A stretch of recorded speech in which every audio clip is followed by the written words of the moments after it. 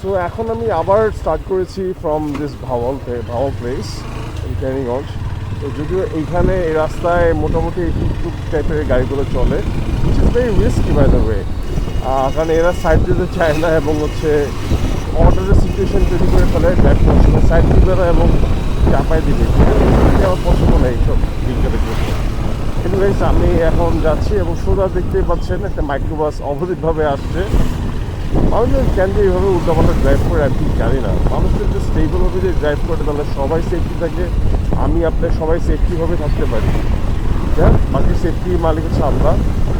আল্লাহ পাক যদি চায় যে সব কিছু সুস্থ থাকে এবং সাবধান থাকতে পারি।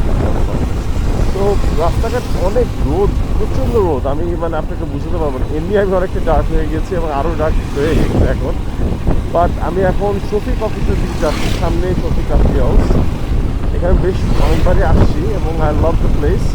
যদিও ভিতরের দিকটা একটু মানে পার্কটা একটু ডার্টি, যেন মেনটেন না, but it's a good one.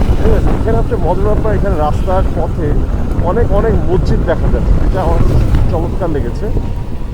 এবং রাস্তাঘাট আপনি দেখতেই পাচ্ছেন যে এখানে অনেকদিন পর একটা জিনিস দেখলাম, সেটা হচ্ছে খ্যার। সো গরুটা এটা খায়, এখানে শফিক হাউসটা পাওয়া যায় আর কি। যাই হোক, রাস্তা খুব সুন্দর, এই জন্য আমি আপনাদেরকে ছোট্ট ভিডিওটা বাধ্য হয়ে দেখাচ্ছি যে মনে কিছু নেবেন না এবং অবশ্যই ভিডিওটা আশা করি যেন ভালো লাগে।